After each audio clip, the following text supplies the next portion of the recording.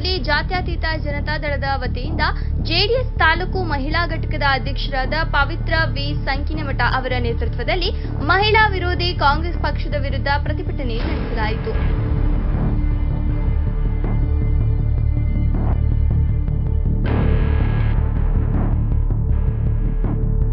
ಪ್ರತಿಭಟನೆಯಲ್ಲಿ ತಾಲೂಕು ಅಧ್ಯಕ್ಷರಾದ ರಾಮನಗೌಡ ಬಸನಗೌಡ ಪಾಟೀಲ್ ಮಾತನಾಡಿ, ಲೋಕಸಭೆಯಲ್ಲಿ 33ರಷ್ಟು ಮಹಿಳಾ ಮೀಸಲಾತಿ ವಿಧೇಯಕಕ್ಕೆ ವಿರೋಧ ವ್ಯಕ್ತಪಡಿಸುತ್ತಿದ್ದ ಕಾಂಗ್ರೆಸ್ ಪಕ್ಷ ಮಹಿಳೆಯರಿಗೆ ಮಾಡಿದ ಅವಮಾನ ಎಂದ ಅವರು, ಎನ್ಡಿಎ ಕೇಂದ್ರ ಸರ್ಕಾರ ಮಹಿಳೆಯರಿಗಾಗಿ ಅನೇಕ ಕಾರ್ಯಕ್ರಮ ನೀಡುತ್ತಿದ್ದು, ದೇವೇಗೌಡ ಅವರು ಪ್ರಧಾನಿಯಾಗಿದ್ದಾಗ ಮಹಿಳಾ ಮೀಸಲಾತಿ ವಿಧೇಯಕ ಮಂಡಿಸಿದ್ರು.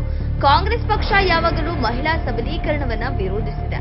ಮಹಿಳೆಯರಿಗೆ ಅಪಮಾನ ಮಾಡುತ್ತಿರುವ ಕಾಂಗ್ರೆಸ್ ಪಕ್ಷದ ವಿರುದ್ಧ ಆಕ್ರೋಶ ವ್ಯಕ್ತಪಡಿಸಿದರು. ವರದಿ ಮಯೂರ್ ರಾಯ್ಕರ್, ಹಾನಗಲ್, ಶ್ರೀ ಟಿವಿ ನ್ಯೂಸ್. ಕೇಂದ್ರ ಸರ್ಕಾರದಿಂದ ಮಹಿಳಾ ಮೀಸಲಾತಿ 33% ರಿಸರ್ವೇಷನ್ ಅನ್ನ ಮಹಿಳಾ ಮೀಸಲಾತಿ ಕೊಡಬೇಕು ಅಂತಕ್ಕಂಥ ಒಂದು ಶಾಸನವನ್ನು ಮಂಡಿಸಲಿಕ್ಕೆ ಸನ್ಮಾನ್ಯ ನಮ್ಮ ರಾಷ್ಟ್ರದ ಪ್ರಧಾನಿಗಳಾಗಿರ್ತಕ್ಕಂಥ ಮೋದಿಯವರು ಒಂದು ಮಹಿಳಾ ಮೀಸಲಾತಿಯನ್ನು ತರಲಿಕ್ಕೆ ಒಂದು ವಿಧೇಯಕವನ್ನು ಪ್ರಸ್ತಾಪ ಮಾಡಿದಾಗ ಈ ಒಂದು ಧೀಮಂತ ನಾಯಕರುಗಳಾದ 75 ವರ್ಷ ರಾಜಕಾರಣ ಮಾಡಿ ಮಹಿಳೆಯರನ್ನು ಅಗೌರವಿಸಿರ್ತಕ್ಕಂಥ ಕಾಂಗ್ರೆಸ್ ಪಕ್ಷದ ನಾಯಕರು 33% ಮಹಿಳೆಯರಿಗೆ ಕೊಡತಕ್ಕಂಥ ರಿಸರ್ವೇಷನ್ ಅನ್ನ ಒಂದು ಅಪಾರವಾದ ಒಂದು ನಿಲುವಿನಿಂದ ಅದನ್ನು ವಿರೋಧ ಮಾಡಿರ್ತಕ್ಕಂಥದ್ದಿದೆ. ಹಾಗಾಗಿ ಆ ವಿರೋಧ ಮಾಡಿರ್ತಕ್ಕಂಥ ಕಾಂಗ್ರೆಸ್ ಪಕ್ಷವನ್ನು ನಾವು ಯಾವುದೇ ಕಾರಣಕ್ಕೂ ಮುಂದಿನ ದಿನಮಾನಗಳಲ್ಲಿ ವಿರೋಧ ಮಾಡತಕ್ಕಂಥ ಕೆಲಸವನ್ನು ಮಾಡ್ತೇವೆ. ಅದೇ ರೀತಿಯಾಗಿ ಈ ಕಾಂಗ್ರೆಸ್ ಕೂಡ ನಮ್ಮ ಮಹಿಳೆಯರಿಗೆ ಕರ್ನಾಟಕ ರಾಜ್ಯದಲ್ಲಿ 2,000 ರೂಪಾಯಿ ಆಶೆಯನ್ನು ತೋರಿಸಿ ಮಹಿಳೆಯರನ್ನ ಗೌರವಿಸುವೆ ಅಂತಕ್ಕಂಥ ಸಂದೇಶವನ್ನು ಕೊಡುವುದರ ಜೊತೆಗೆ 33% ರಿಸರ್ವೇಷನ್ ಅನ್ನು ಮಹಿಳೆಯರಿಗೆ ಕೊಟ್ಟಿರ್ತಕ್ಕಂಥದ್ದನ್ನ ವಿರೋಧ ಮಾಡಿರ್ತಕ್ಕಂಥ ಕಾಂಗ್ರೆಸ್ ಸರ್ಕಾರವನ್ನು ನಾವು ಧಿಕ್ಕರಿಸುತ್ತೇವೆ. ಕಾಂಗ್ರೆಸ್ ಸರ್ಕಾರಕ್ಕೆ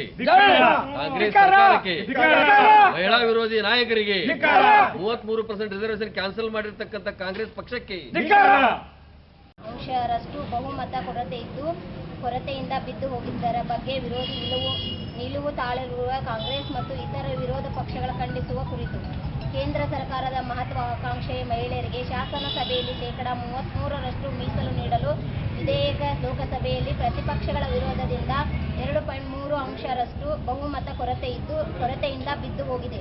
ಮಹಿಳೆಯರಿಗೆ ಸಿಗಬೇಕಾದ ಹಕ್ಕು ನೀಡಲು ಪ್ರತಿಪಕ್ಷಗಳು, ಅದರಲ್ಲೂ ಕಾಂಗ್ರೆಸ್ ಪಕ್ಷ ವಿಧೇಯಕದ ಸೋಲಿಗೆ ಕಾರಣವಾಗಿದೆ. ಅಲ್ಲದೆ ಈ ವಿಧೇಯಕದ ಸೋಲನ್ನು ವಿಜಯೋತ್ಸವವಾಗಿ ಆಚರಿಸುವ ವಿರೋಧ ಪಕ್ಷಗಳ ನೀತಿ ಖಂಡನೀಯ.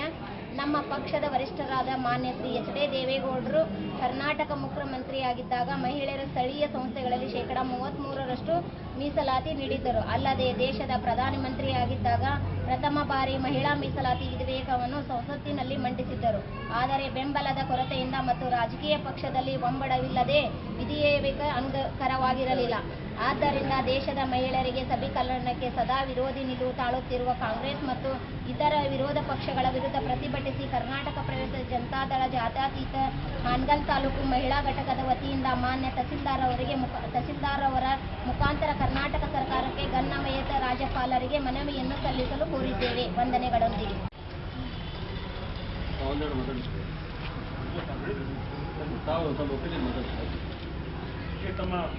ಮನವಿಯನ್ನು ಕರ್ನಾಟಕ ಸರ್ಕಾರ ಇದರ ಜೊತೆಗೆ ಸರ್ ಮುಂಗಾರಿನ ಸಮಯದಲ್ಲಿ ನಮ್ಮ ರೈತರಿಗೆ ಬೀಜ ಗೊಬ್ಬರದ ಸಮಸ್ಯೆ ಆಗ್ತಕ್ಕಂಥ ವ್ಯವಸ್ಥೆಗಳು ಕಂಡು ಬರ್ತಾ ಇದೆ ಈಗಿನ ಒಂದು ಸರ್ಕಾರದ ನೀತಿಯಲ್ಲಿ. ಸರ್ ಅದೇ ರೀತಿಯಾಗಿ